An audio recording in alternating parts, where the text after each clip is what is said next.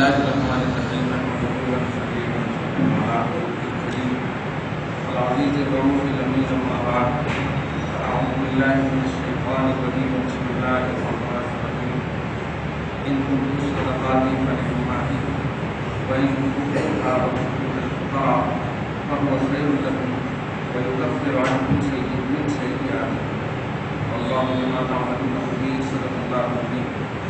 رسول برکت کے لیے درود شریف پڑھ کے اللہم صل علی سیدنا و سیدنا مولانا صلی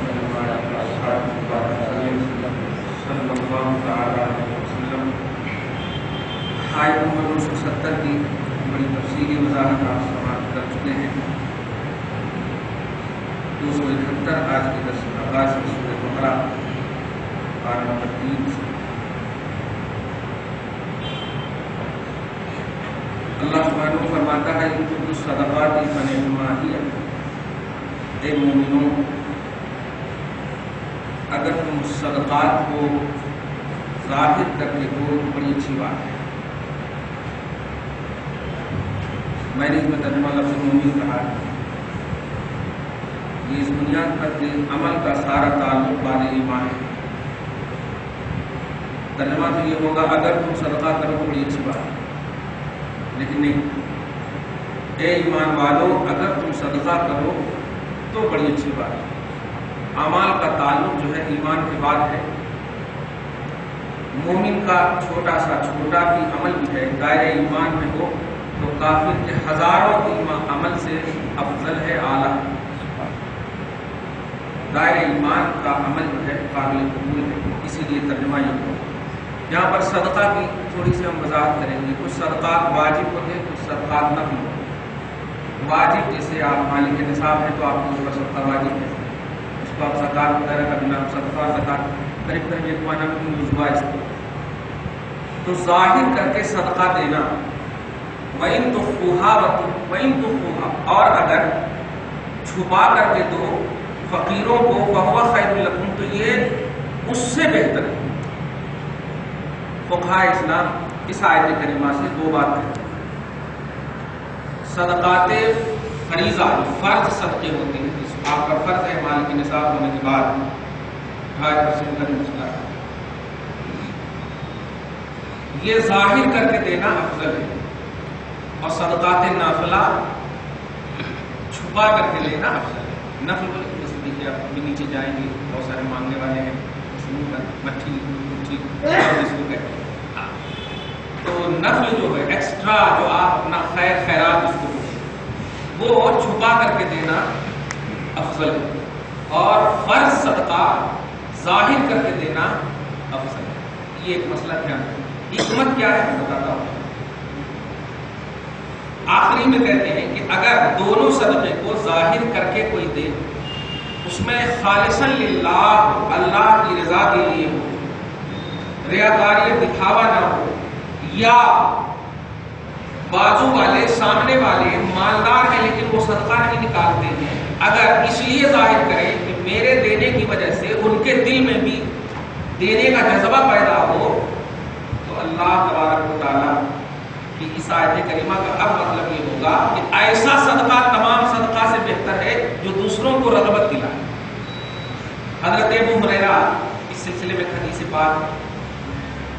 ابو ہریرہ کو لوگوں نے تانا دیا، وہ نماز پڑھتے ہیں، وہ نفل پڑھتے ہیں، فاستبقوا الخیرات، انہی کے لیے نازل ہوا ہے کہ صحابہ کرام کی جماعتوں خیرات میں سبقت کرنا، بھلائی قبول کرنے میں سبقت کرنا. ان کی شان یسارعون فی الخیرات، بھلائیوں میں دوڑنے والے ہوا ہے، ایسی شان. حضرت ابو ہریرہ ہم زیادہ پڑھتے، لوگوں نے ان کو تھوڑی سی مذاق کے طور پر کہا ہے اور بڑے نمازی ہو گیا. دل ٹوٹا، رسول پاک کی بارگاہ میں عرض کیا رسول اللہ نے تو ایسا ایسا کہا. واقعہ کا جملہ سنیے، رغم بانوفہم، اب اور دکھا کر کے ان کو پڑھا کرو تاکہ ان کی ناک خاک آلود ہو جائے. تم میری یا پرسنل اپنی اللہ کی عبادت کرتے ہو نا، تو آپ ان کو دکھانے کے لیے پڑھو، میرا آرڈر ہے تاکہ اس کی ناک خاک آلود ہو جائے. تفسیر میں فرماتے ہیں، تفسیر میں فرماتے ہیں کہ تاکہ رغبت ملے. رغبت ملے اور میرا جملہ جب یاد آ جائے کہ نبی نے اب کہہ کے آئے تو اب کیا کریں. اسی لیے حضرت ابو ہریرہ کسی بخاری وغیرہ میں حدیث پاک ہے، حالانکہ اس سے کئی عقیدے بھی آپ کو معلوم. مسجد عشار، مدینہ میں ایک مسجد خدا کرے دیکھ لیں، مسجد عشار ایک مسجد ہے. ابو ہریرہ ہمیشہ اس میں نماز پڑھتے اور دوسروں کو رغبت دلانے کے لیے کہتے میں یصلی لابی ہریرہ رکعتین فی مسجد العشار. ابو ہریرہ کے لیے 2 رکعت مسجد عشار میں کون نماز پڑھے گا؟ ظاہر ترجمہ دیکھتے ہیں تو شرک اعظم نظر آتا، کیونکہ ابو ہریرہ کے لیے نماز پڑھے گا. ابو ہریرہ مصلی للہ ہے، لیکن فرماتے میں یصلی لابی ہریرہ. کون ہے جو 2 رکعت ابو ہریرہ کے لیے نماز پڑھے گا؟ صحابی ہے وہ، پھسلتے اگر ہو تو ان کو صحابی کہا ہی نہیں جاتا.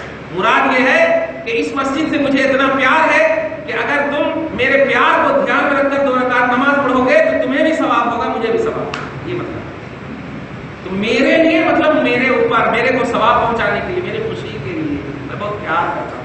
حضرت اتبان ابن مالک بخاری شریف ایک اور حدیث پاک ہے، کیونکہ یہ ایکسٹرا عبادتوں کے پہلو آ رہے ہیں، اس لیے سارے احاطے ہو جائے نا تو ہماری عمل کی قبولیت جو ہے بڑھ جاتی ہے. اتبان ابن مالک ہے ذلیل البصر، یعنی آپ نابینا کیا ہمت نہیں ہو رہی، دکھتا نہیں، ایسا دکھتا نہیں. اندھے کا جملہ بولے تو اندھے ہو جاتے ہیں ہمیشہ کا. صحابی رسول نے بڑے جلیل القدر صحابی آقا علیہ السلام کے بارے میں. اچھا، ان کی آواز اتنی اچھی تھی نا کہ انہی کو امام بنا لیا تھا، سارے آنکھ والوں نے ان کو امام بنا لیا تھا، اتنی اچھی آواز تھی. تو انہوں نے بعد رسالت میں اگر عرض کیا یا رسول اللہ، دن کی نماز کا مسئلہ خیر ٹھیک ہے، حل ہو جاتا، کوئی نہ کوئی مل جاتا ہے. رات میں جو ہے بڑا پیچیدہ مسئلہ ہے، لوگ میرے پیچھے پڑھنا چاہتے ہیں اور مجھے دکھتا نہیں ہے، میں کیسے کروں، کیا کروں؟ ایسا کیجیے، ایک گزارش ہے قبول کر لیجیے. کیا؟ چلیے میرے گھر میں، اور میرے گھر میں جس جگہ آپ نماز پڑھ لیجیے گا نا، میں اسی جگہ کو اپنی امامت گاہ بنا لوں گا. میں وہیں پر مصلی ہمیشہ بچھاؤں گا اور لوگوں کو کہہ دوں گا کہ جو کوئی بھی نماز میرے پیچھے پڑھنا چاہتا ہے وہ یہاں آ جائے. تو آقا علیہ السلام کو ٹاننا چاہیے، ایسی کیا بات ہے؟ مسجد میں پڑھنا 70 گنا افضل ہے.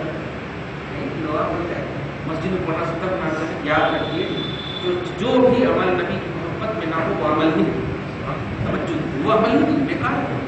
آپ کہیں بھی پڑھیے، کعبہ کے اندر پڑھیے، محبت نہ ہو تو فائدہ کیا؟ سمجھ رہے نا؟ ارے آج ہم طواف نہیں کیے ہیں، حج نہیں کیے ہیں، لیکن ان ننگے حاجیوں سے تو افضل ہے جو ننگے کعبہ کا طواف کرتے تھے، عرب میں کرتے تھے. خیر، تو آقا علیہ السلام آئے ہاتھ پکڑ کے اور کہے کہ اے اتبان بتاؤ کون سی جگہ میں نماز پڑھوں؟ اتخذہ مکانا کا جملہ ہے، میں اس جگہ کو مصلی بنا دوں. سبحان اللہ. آقا علیہ السلام نے کہا نہیں، وہ اتبان نے کہا کہ جی یا رسول اللہ یہ اتنی جگہ ہے، یہاں پر آ جاتا ہے. آقا آئے اور جیسے کھڑے ہوئے، کہا نہیں کسی کو، آپ نے کوئی فرض واجب نماز کا مسئلہ نہیں تھا، کہا نہیں، کھڑے ہو گئے. صحابہ آٹومیٹک پیچھے صف باندھ لی. اس سے 2 مسئلہ فقہا بتاتے ہیں. پہلا مسئلہ یہ کہ نفل نماز کی بھی امامت ہو سکتی ہے، جس کو تہجد وغیرہ کہتے ہیں، نفل ہے ایکسٹرا، اس کی بھی امامت ہو سکتی ہے. آقا علیہ السلام کھڑے ہو گئے، پیچھے سارے صحابہ صف باندھ کے کھڑے ہو گئے. 2 رکعت آپ نے نماز پڑھی. زندگی بھر تک اسی مقام پر حضرت اتبان نماز پڑھتے رہے اور لوگ ان کے پیچھے اقتدا کرتے. کہنا ہے کہ کچھ عبادتیں ایسی ہوتی ہیں جو نفل کہلاتی ہیں لیکن فرائض اور واجبات سے اس کا اعلیٰ مقام ہوتا ہے. کیوں؟ اس لیے کہ اس میں رسول پاک کی رضا شامل ہو جاتی ہے، خوشنودی شامل ہو جاتی ہے. فرض تو آپ کو کہہ دیا کہ آپ پڑھیں گے، لیکن جس عمل میں رضائے رسول شامل ہو جائے. اب دیکھیے سورہ توبہ میں آپ دیکھیے پارہ نمبر 11 کی سیکنڈ پیج پہ آپ دیکھیں گے 2-3-4 لائن کے بعد کہ رسول اللہ صدقہ کی بات ہے. خذ من اموالہم، اے حبیب مکرم، آپ اپنے صحابہ سے مال میں سے لیجئے صدقۃ، صدقہ. اور کس لیے لیجئے؟ تو طاہرہم بہا وتزکیہم، کیونکہ اس صدقہ کے ذریعے سے ان کو آپ پاک کیجئے اور ان کو تزکیہ نفس کیجئے. بتائیے اب تزکیہ نفس کیجئے کیسے؟ رسول اللہ صلی اللہ علیہ وسلم پوچھ پڑے اے اللہ کیسے؟ کہا کہ آپ جب لیں گے نا تو آپ اپنے لیے نہیں لیں گے، آپ اس لینے کے بعد جب دعا کریں گے کہ اللہ تیرا بھلا کرے تو یہ دعا ان کے لیے بہت بڑا سکون کا سبب بنے گا.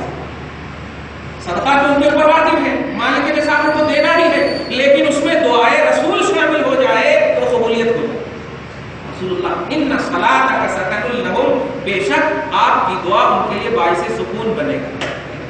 بہت ساری ایسی روایتیں ہیں. کہنا یہ کہ کچھ عبادتیں ایسی ہیں جو واجبات ہیں, کچھ عبادتیں نوافل ہیں. صدقات کے اعتبار سے مطلق طور پر فقہ کا مسئلہ یہ ہے کہ واجبات اور فرائض صدقات کو ظاہر کر کے دینا چاہیے, اور نفل جو ہے ایکسٹرا عبادتیں چھپ کر کے کرنا چاہیے, چھپ کر کے کرنا چاہیے اور چھپ کر کے دینا چاہیے صدقہ کے باب میں.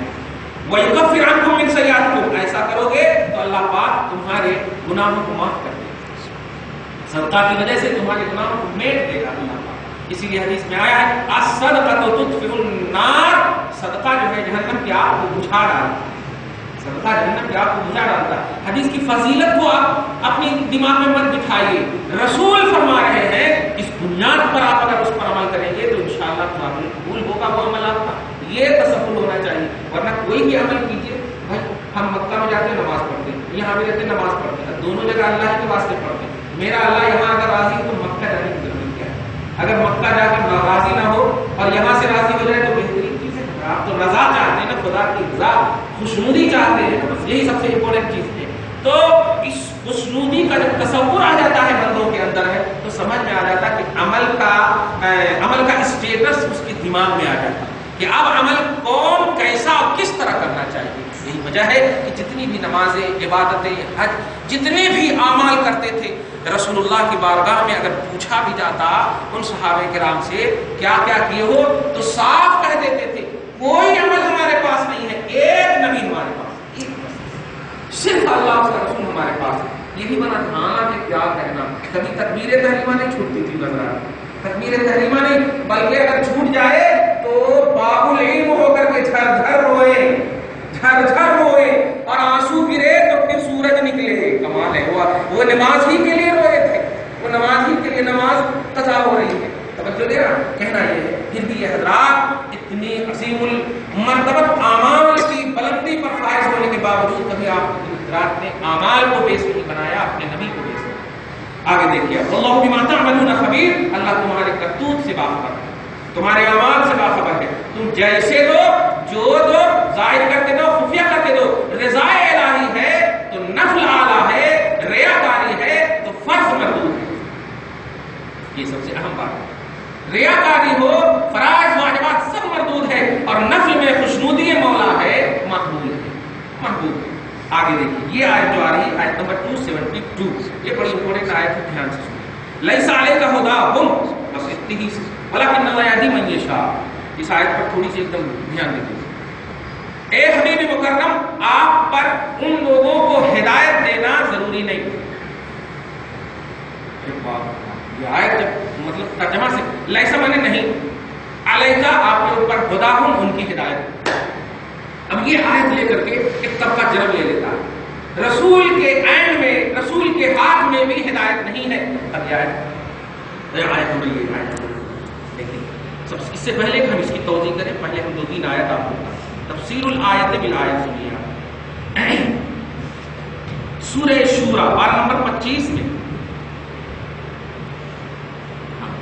آیت نمبر 52 میں اللہ سبحانہ لاسٹ آیت, فرسٹ آیت ہے قریب سورہ شورى کی لاسٹ آیت. اللہ فرماتا وَإِنَّكَ لَتَهْدِي إِلَى صِرَاطٍ مُسْتَقِيمٍ. اے حبیب, آپ کا منصب ہی ہے صراط مستقیم کی ہدایت کرنا. حضور کا منصب ہی ہے ہدایت کرنا. توجہ دیجیے, میں نے اہدنا صراط المستقیم کی اگر آپ لوگ ترجمہ سنے ہیں تو اس میں بھی ایک واضح کیا سمجھ. ہدایت کا ایک معنی ہوتا ہے راہ دکھانا, اور ایک معنی ہوتا ہے منزل تک پہنچانا.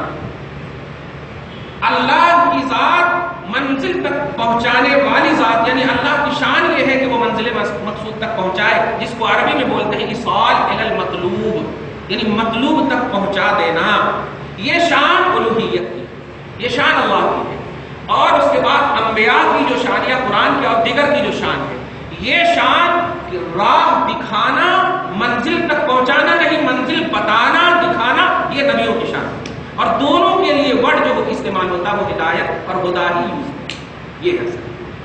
یعنی اللہ تبارک و تعالی منزل تک پہنچاتا ہے. نبیوں کی شان ہوتی ہے ہدایت دینا, نبیوں کی شان ہوتی ہے راہ بتانا, راہ دکھانا. لہذا مطلق طور پر اگر ہدایت کی نفی نبی سے کی گئی تو در حقیقت منصب نبوت کا انکار ہے, جو کفر صریح ہے. اسی لیے اہدنا الصراط المستقیم میں ہدایت کی نسبت جو کہ رب کی طرف ہے، اس لیے وہاں ترجمہ ہوتا ہے اے اللہ ہمیں سیدھی راہ چلا، سیدھی راہ چلا، منزل مقصود تک پہنچا۔ لیکن اگر نبی کی طرف ہو تو استعمال دیکھیں آپ سورہ حضرت داؤد علیہ السلام کے باب میں پارہ نمبر 83 میں وَاهْدِنَا إِلَىٰ سَوَاءِ الصِّرَاطِ، اللہ سبحانہ فرماتا ہے سورہ صاد میں آیت نمبر 22 میں، یہ فیصلہ کے لیے جو آئے تھے ان کی بارگاہ میں، حضرت داؤد علیہ السلام کی بارگاہ میں فرشتے آئے تھے جس سے قیاس کا مسئلہ نکلا ہے، بس اس کی تفصیل میں نہیں جاؤں گا۔ وَاهْدِنَا، اے داؤد ہماری ہدایت کرو، تو یہ ہدایت کی نسبت اہدنا وہاں بھی، اہدنا الصراط المستقیم، اہدنا سیم وہاں بھی ہے، اہدنا یہاں پر بھی ہے۔ فرشتے یہاں داؤد سے کہہ رہے ہیں اور وہاں بندے رب سے کہہ رہے ہیں، وہاں رب سے بندہ کہہ رہا ہے اے اللہ ہمیں سیدھی راہ چلا، اور یہاں فرشتے داؤد سے کہہ رہے ہیں، جملہ وہی ہے، لفظ وہی ہے، سنٹینس وہی، اہدنا ہدایت کر۔ وہاں ترجمہ ہوگا منزل مقصود تک پہنچا، اور یہاں ترجمہ ہوگا ہمیں راستہ بتا، ہمیں راہ دکھا۔ تو راستہ بتانا یہ نبی کا کام ہوتا ہے، اور منزل تک پہنچانا یہ اللہ کا کام ہوتا ہے۔ شان الوہیت منزل تک پہنچانا ہے، اور شان نبوت راہ دکھانا ہے، جس کو عربی میں ایصال المطلوب اللہ کی شان، اور اراء الطریق راستہ دکھانا یہ نبی کی شان ہے۔ تو اس آیت کریمہ میں جو بظاہر نبی سے ہدایت کی نفی ہو رہی ہے، وہ ہدایت سے مراد منزل مقصود ہے۔ ترجمہ سمجھ میں آیا کیا مطلب؟ یعنی اے حبیب آپ منزل تک ان کو پہنچانا یہ آپ کی ذمہ داری نہیں ہے، آپ کا منصب نبوت راستہ بتا دینا ہے۔ ابو جہل بتا دیجئے، ابو بکر کو بتا دیجئے، مانیں گے صحابی نہیں مانیں گے، تو بتانا آپ کا ذمہ ہے، چلانا آپ کا ذمہ نہیں ہے، اس کو دھیان میں۔ اچھا، اور یہ منصب نبوت ہے، یہ کمزوری نہیں، جملے کو غور کیجیے گا، یہ جو جملہ بول رہا ہوں میں منصب نبوت ہے، یہ کمزوری نہیں ہے۔ ہوتا کیا ہے؟ پارہ نمبر 15 میں حضرت خضر، سورہ کہف میں حضرت خضر اور موسیٰ کے واقعے میں بہت سارے لوگ، بہت سارے قلم دان پھسل گئے کہ حضرت خضر کو حضرت موسیٰ پر فوقیت دے دی، کیونکہ اس میں ایک آیت ہے کہ میں وہ جانتا ہوں جو تم نہیں جانتے۔ اس میں ایک پہلو ہے، بخاری میں بھی وہ حدیث پاک ہے، اس کی توضیح میں ہاں فوجدنا عبدا من عبادنا آتینا رحمتا من عندنا وعلمناه من لدنا علما۔ خضر علیہ السلام کے پاس علم لدنی تھا، وہ علم تھا جو موسیٰ کے پاس نہیں، اور موسیٰ کے پاس وہ علم تھا جو خضر کے پاس نہیں۔ تو اب دیکھیے یہاں ایک سائڈ سے نہیں دیکھتے، ایک سائڈ سے دیکھتے تو دیکھیے حضرت خضر کا علم موسیٰ سے بڑا ہوا ہے۔ یاد رکھیے نبی کا جو منصب ہوتا ہے اس کا ایک دائرہ ہوتا ہے، دائرے سے ہٹ کر کے بات کرنا یہ منصب نبوت کو نگلیکٹ کرنا۔ اس آیت کا مطلب یا اس کا مطلب یہ ہے کہ اے موسیٰ تیری نبوت کے لیے جو لازم ہے وہ کمپلیٹ تیرے پاس علم ہے، خضر کا جو علم ہے وہ تیری نبوت کے لیے لازم ہی نہیں، کیونکہ نبوت کا جو کام ہوتا ہے، نبوت کا مشن ہوتا ہے امت کی رہبری۔ بیٹھ کر کے بس یہ مطلب یہ کہ ہاں ہم نماز پڑھ لیں گے، تمہاری نماز ہم پڑھ لے رہے ہیں، چلو کعبہ میں ہم جا رہے ہیں، ہاں پڑھ لیا نماز، جاؤ بریانی لے کر، یہ سب نہیں ہونا۔ یہ منصب نبوت کا کام ہوتا ہے ہدایت دینا، فرائض اور واجبات کی تکمیل کرانا، ظاہر اور باطن کو جو لوازم ہے اس طرح سے صاف ستھرا کرنا، ایسا نہیں کرنا، ایسا نہیں کرنا۔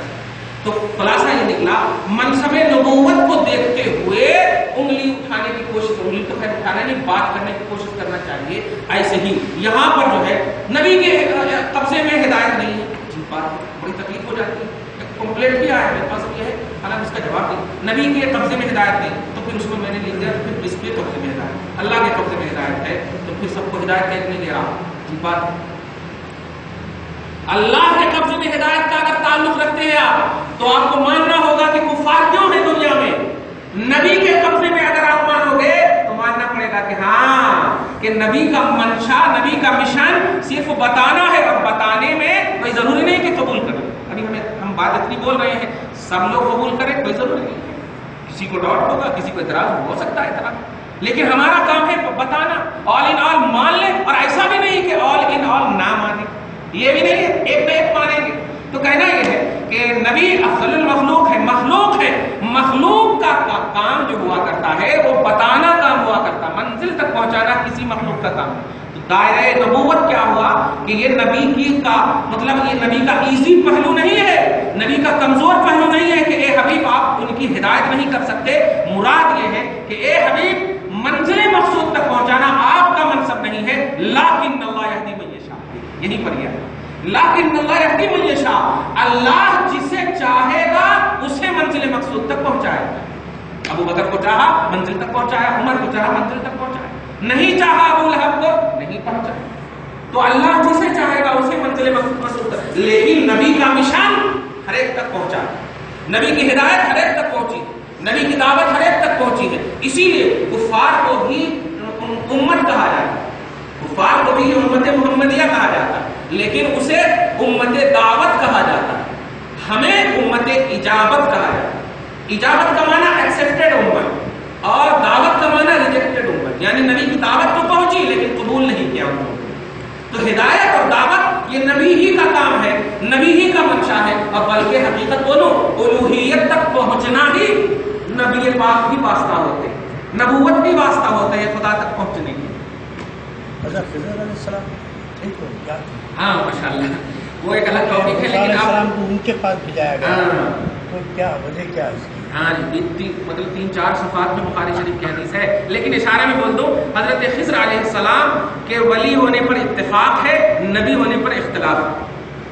دھیان یہ عقیدہ رہنا چاہیے، ولی تھے اس پر اتفاق ہے اور نبی ہونے میں بعض لوگوں نے اختلاف کی ہے، یہ ہمارا عقیدہ رہنا چاہیے۔ ولایت متحقق ہے، نبوت مختلف ہی ہے، اور مختلف کا مطلب یہ مخالفت نہیں، علماء میں اختلاف، علماء میں اختلاف کیوں؟ اس لیے کہ نبی کی شان ہوتی ہے امت کی رہبری کرنا، لیکن وہ امت کی رہبری نہیں ولیوں کی رہبری کرتی ہے، وہ ولیوں کے پاس جاتے ہیں، جہاں دیکھتے ہیں کہ ولی مطلب انتقال کر گئے فوراً غوث کے پاس جاتے ہیں، ایک ولی کو بھیجنا ہے، ایک ابدال کو بھیجنا ہے، وہاں جانا تو یہ ان کی ذمہ داری ہے۔ تو نبی کا یہ منصب نہیں، نبی کے لیے عام مخلوق کا فیض پانا ضروری ہوا کرتا ہے، یہ تحقیقی بات ہے۔ لیکن حضرت خضر علیہ السلام ولی ہے، یہ متحقق ہے۔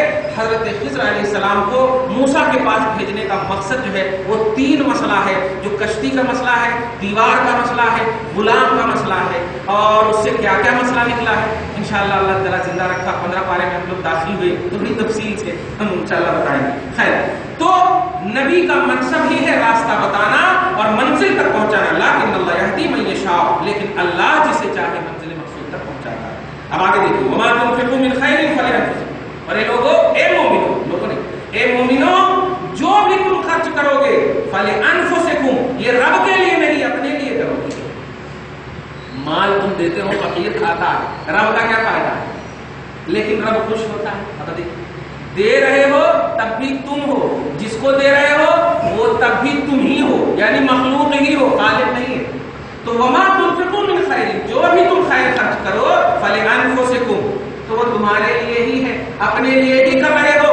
وما تنفقوا من خیر وما تنفقون الا ابتغاء وجه اللہ، لیکن ایک بات کہہ دوں، خرچ کرنا تو الا ابتغاء وجه اللہ، اللہ کی رضا کو ڈھونڈنے کے لیے خرچ کرنا۔ یہ بتا سکتا ہوں، میرے لیے تم خرچ نہیں کرتے ہو، میری رضا کے لیے خرچ کرنا، میری خوشنودی کے لیے خرچ کرنا۔ مجھے تیرے مال، تیری کسی بھی زاویے سے عمل وغیرہ کی ضرورت نہیں، لیکن میری خوشنودی تلاش ہوگے تو پھر میں خوش ہو جاؤں گا، تو میری رضا کے لیے خرچ کرو۔ وما تنفقوا من خیر یوفى الیکم وانتم لا تظلمون، اور سنو جو بھی خیر خرچ کرو، بار بار ایک ہی قسم کی آیت کریمہ، ایک ہی طرز کی آیت کریمہ، پھر کہہ رہا جو بھی تم خیر خرچ کرو یوفى الیکم، اس کا پورا پورا تمہیں ملے گا، یوفا پورا پورا، وفا پورا پورا تمہیں ملے گا، وانتم لا تظلمون، کچھ بھی زیادتی نہیں کی جائے گی، کچھ بھی ظلم نہیں کیا جائے گا کہ نہیں ابھی 20 روپیہ ہے نا بعد میں دے دیتا ہوں 5 روپیہ، نہیں وہ ایسا نہیں، ایک دم جتنا دو گے اس کا تو دے گا ہی بدلا، لیکن چاہ لے گا تو پتہ نہیں کتنا دے گا، چاہ لے گا تو کتنا دے گا، اس کا فضل ہے، دے گا بدلا، یہ اس کا عدل ہے، اور فضل اور عدل یہ اسی کی شان ہے، اس میں آپ ایمان رکھو۔ ایک آیت اتنی اچھی اور آ رہی ہے، کن کو دینا؟ للفقراء الذین احصروا فی سبیل اللہ، ان فقراء کو دو جو اللہ کی راہ میں روک دیے گئے۔ یہ آیت کریمہ اصحاب صفہ کے حق میں نازل ہوئی۔ اصحاب صفہ 400 صحابہ کرام جو ہجرت کر کے مکہ سے مدینہ تشریف لے گئے، اصحاب صفہ وہ صحابی جن کو صدقہ خیر خیرات مانگنے کے لیے ممنوع قرار دے دیا تھا، نہیں مانگنا، کوئی دے لاتے تو الحمدللہ، مانگنا نہیں، کوئی نہیں، کوئی مکان نہیں، کچھ نہیں، بلکہ مدینہ جب گئے تو ان کا تو ظاہری طور پر تھا ہی نہیں کوئی، نہ مکان تھا، نہ بیویاں، شادی کا کوئی کچھ تھا نہیں، کیا احسروا فی سبیل اللہ تھا۔ احسروا فی سبیل اللہ کی تفسیر اتنی اچھی ہے کہ احسروا فی سبیل اللہ یہ ہے کہ بس وہ کہیں پر بھی بیٹھ جاتے، خدا کی قسم اتنی عبادت کرتے کہ اللہ پاک نے ان کی عبادتوں کو دیکھتے ہوئے ان پر ترس آ گیا، کہیں اللہ پاک کو ترس آ گیا، اللہ پاک حبیب پر ایک آیت اتارتے ہیں، اے حبیب یہ بھوکے رہ کر کے اس طرح کی جو عبادت کر رہے ہیں، نہ بچے ہیں نہ بیویاں ہیں، کچھ بھی نہیں ہے ظاہری طور پر خوشی، تو یہ جو مالدار جتنے لوگ ہیں نا ان سب کو کہو کہ ان کو لا کر کے دے دیں۔ آپ نے تو کہہ دیا ہے کہ مانگنا نہیں، تو یہ تو مانگیں گے نہیں، اس لیے میں کہہ رہا ہوں کہ ان کو لا کر کے یہ فی سبیل اللہ جو احسان کیے ہوئے ان کو لا کر کے دو۔ کیوں؟ لا یستطیعون ضربا فی الارض، کیونکہ یہ عبادت کر کے اور نہ کھا کر کے زمین میں چلنے کی طاقت بھی نہیں رکھتے، صلاحیت بھی نہیں رکھتے، بلکہ ابو لہب وغیرہ ایک موقع سے انہی لوگوں کو دیکھتے ہوئے ایک جملہ کہا تھا کہ جن کو مدینے کے بخار نے کھا لیا ہو وہ کیا طواف کریں گے؟ طواف تو ہم کرتے ہیں، بریانی کھا کے طاقت ہے، ایسا جملہ بولا تھا خدا کی قسم۔ اسی وقت اللہ پاک نے حبیب پاک کو ایک حکم دلوایا کہ حبیب کہیے کہ جو بوڑھے بھی ہیں وہ بمشقت 7 طواف میں پہلے 3 طواف میں سینہ تان کر کے چلیں، رمل جس کو بولتے ہیں، چلیے سینہ تان کر کے چلیں، یہ لان اور تان کرنے کی وجہ سے تو ایمان والے جو ہوتے ہیں ان کے ظاہری بوڑھے پنے کو نہیں دیکھنا چاہیے، ان کا عمل بزرگی والا عمل ہوتا ہے اور نوجوانوں سے اعلیٰ ہو جاتا ہے اگر وہ اللہ والے، اللہ کے محبوب بنتے۔ لا یستطیعون ضربا فی الارض، وہ زمین میں چلنے کی صلاحیت نہیں رکھتے۔ اچھا جب نہیں مانتے ہیں نا، آج بھی کچھ معاشرے کا یہ تصور ہے کہ کچھ نہیں مانتے ہیں، مطلب کچھ بھی نہیں مانتے تو سمجھتے ہیں کہ بہت بڑے مالدار، ہاں بہت بڑے مالدار، ایسے ہی ہوا ہے ان حضرات کے ساتھ، سبحان اللہ۔ یحسبہم الجاہل، نادان لوگ اغنیاء ہے، ان کو مالدار سمجھتے ہیں، اور وہ اس لیے سمجھتے ہیں کہ آج تک یہ مانگنے ہی نہیں آتے تو مالدار ہوں گے تب نا، لیکن اللہ فرماتا میرے تعفف، اپنی عزت، اپنی عفت، اپنی خودی رسول پاک کی پاسداری کے لیے وہ نہیں مانگتے، اور یہ نہ مانگنا ان کی شان ہے، اور تم جو بے وقوفی اور نادانی کر رہے ہو کہ ان کو دیکھ نہیں رہے ہو، یہ تیری مطلب بدقسمتی ہے، لیکن اب کہہ دے رہا ہوں یہ نہیں مانتے ہیں صرف اس لیے کہ یہ تعفف کرتے ہیں، خود بچنا چاہتے ہیں اور عبادتوں میں زیادہ سے زیادہ مشغول ہونا چاہتے ہیں۔ جب عبادت سے فارغ ہوتے ہیں تو احساس ہوتا کبھی گر جاتے، کبھی جغرافیہ بدل رہے، لیکن جب عبادتوں میں رہتے ہیں تو نوجوانوں سے کھائے ہو سے اچھی عبادت کرتے ہیں۔ اس لیے تعفف کی بنیاد، تعفف کہتے ہیں بچتے ہوئے، نہ مانتے ہوئے، اپنی عزت، اپنی خودی، اپنے نفس کی خاطر۔ تعریفہم بسیماہم، واہ اے حبیب آپ ان کو، ان کا جب چہرہ دیکھیں گے نا تو آپ خود پہچان لیں گے کیا ہے، حالانکہ بتائیے کیا رسول پاک نہیں جانتے، سب جانتے ہیں، لیکن اللہ پاک اپنے حبیب کو آپ دیکھیے ان کے چہرے، آپ رحمت للعالمین آپ کو خود ترس آ جائے گا۔ تو ابو ہریرہ کو دیکھا بھی تھا رسول اللہ نے، اور اتنی لمبی حدیث ہے، ایک پیالہ دودھ والی حدیث ہے جس میں 70 صحابہ کرام کو پلایا، اور نبی نے کہا تھا ماشاء کا یا ابا ہر، اے بلی والے، بلی پوچھتے تھے اے بلی والے یہ کیا جغرافیہ بنا کر رکھا ہے؟ تو ابو ہریرہ نے کہا یا رسول اللہ آپ نے تو مانگنے کے لیے منع کر دیا، ابو بکر گئے کچھ بھی دیکھے نہیں، عمر گئے کچھ بھی دیکھے نہیں، سب دیکھتے چلے گئے، مجھے یقین تھا کہ آپ ضرور ٹوکیں گے اور آپ نے ٹوک لیا، تو اب ٹوک لیا تو سن لیجئے میں 7 دن سے نہیں کھایا ہوں، 7 دن سے کھایا پیا نہیں ہوں۔ صحابہ صفہ میں سے تھے نا، تو نبی پاک لے گئے اور ایک پیالہ دودھ میں اتنا کہ 70 صحابہ کو بھی پلائے، اور ان کو پلا رہے ہیں تو عربی میں فرماتے ہیں اشرب یا ابا ہریرہ، اشرب یا ابا ہریرہ، اشرب یا ابا ہریرہ، پیتے جا یا ابو ہریرہ، پیتے جا۔ تو ابو ہریرہ جب پورا پی لیتے ہیں تو کبھی کبھی دیکھتے بھی ہیں ختم تو نہیں ہو رہا ہے دیکھتے بھی ہیں، جب خوب پی لیے یہاں تک آ گیا تو فرماتے ہیں، عرض کرتے یا رسول اللہ اب پورا فل ہو گیا، اب ذرا بھی جگہ خالی نہیں ہے۔ نہیں تم 7 دن سے بھوکے ہو، 7 دن سے بھوکے ہو۔ رسول پاک صلی اللہ علیہ وسلم نے جب کہا اچھا ٹھیک ہے اب مجھے پلاؤ، آپ نہیں پیے، آپ نے کیے؟ میں تو سمجھا صاحب ایک دم بالکل ختم ہو جائے، آپ نے کیے تو رسول پاک بھی پھر کیے ایک پیالہ دودھ۔ تو اصحاب صفا کو لوگ مالدار سمجھتے تھے، یہ مانگے نہیں تھے، مانگتے نہیں تھے، لیکن امید رکھتے تھے، امید رکھتے تھے۔ خیر، تو تعریفہم بسماہم، حبیب ان کو دیکھیے، ان کی علامتوں سے آپ پہچان جاؤ۔ لا یسألون الناس الحافا، وہ لوگوں سے اس طرح نہیں مانگتے ہیں گڑ گڑا کر کے، ارے دے دو نا جی، ہمارے مانگتے ہیں نا 70 دن سے ہمارے شوہر بیمار ہیں، 70 دن سے ہمارے وہ ہیں، اس میں ہے اس میں ہے، تو یہ گڑ گڑانے والا جو پہلو ہوتا ہے، تو اس طرح نہیں مانگتے ہیں۔ وما تنفقوا من خیر، اے صحابہ کرام مالدار جماعت ہو، سنو، ان کے لیے جو تم خیر کرو گے فإن اللہ بہ علیم، اللہ اس کو اپنے علم میں رکھے گا۔ اس کا ترجمہ اس طرح ہے، اللہ اس کو اپنے علم میں رکھے گا، جانتا تو سب ہے، اوپر بھی جانتا نیچے بھی جانتا، اللہ اس کو اپنے علم میں رکھے گا۔ بولتے ہیں نا اس کو رہنے دو نا، خاص پرسنل موقع سے، جیسے میں کسی موقع سے آپ کو بتایا کہ بات میں کبھی سے بات بتایا، لکل نبی دعوت مستجابہ، ہر ایک نبی کو اللہ پاک نے ایک گارنٹیڈ قبولیت کی دعا دی، ہر ایک نبی کو، یعنی وہ ایک دعا دی ہے کہ وہ دعا قبول ہوتی ہے۔ سارے نبی نے وہ دعا کا پریوگ کر لیا، استعمال کر لیا، یوز کر لیا، سارے نبی اپنے اپنی امت کے لیے، اپنے اپنے لیے یوز کر لیا۔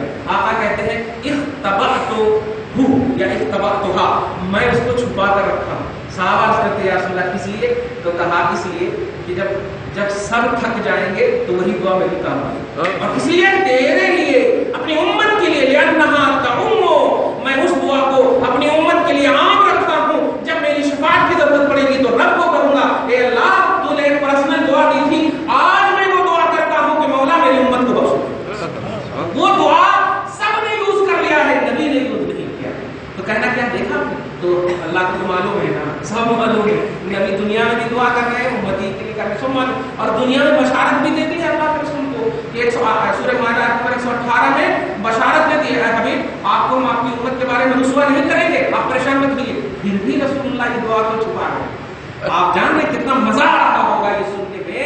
بس تو جو پرسنل پہلو ہوتے ہیں نا اس کا مقام ہی الگ ہوتا۔ تو اے مالدارو، یہ اصحاب صفا جو عبادتوں کی بنیاد پر میری بارگاہ میں اتنے محبوب ہو گئے ہیں، اگر تم خرچ کرو گے، سارے خرچ کو ایک طرف رکھو اور ان کے لیے خرچ کرو گے، تو میں اس کو اپنے نالج میں رکھوں گا، میں اس کو اپنے پرسنل نالج میں رکھوں گا، اور اس کا کیا دوں گا وہ خود تم دیکھ لو گے۔ دعا ہے اللہ پاک آپ ہم سب کو صحیح فکر کے ساتھ تمام صدقات اور تمام اعمال صالحہ کرنے کی توفیق کامل عطا فرمائے۔ آمین۔ ہم سب کو آج کے خصوصی درس کا فیضان عطا فرمائے، ہم سب کے اولاد کو برکتیں عطا فرمائے، ماں باپ کو بخشش عطا فرمائے، جو بھی خاندان سے گزر چکے ہیں ان کی مغفرت فرمائے، جو زندہ ہے مولا صحت کاملہ عاجلہ نصیب فرمائے، جو بچے امتحان دے رہے ہیں کامیابی عطا فرمائے، جن کے لیے جوڑے درکار ہیں صالح جوڑا نصیب فرمائے، ہمارے والدین کو عزت و وقار کی زندگی عطا فرمائے۔ ان اللہ و ملائکتہ یصلون علی النبی یا ایھا الذین آمنوا صلوا علیہ وسلموا تسلیما۔ اللهم صل علی سیدنا محمد و علی آلہ وصحبہ وسلم۔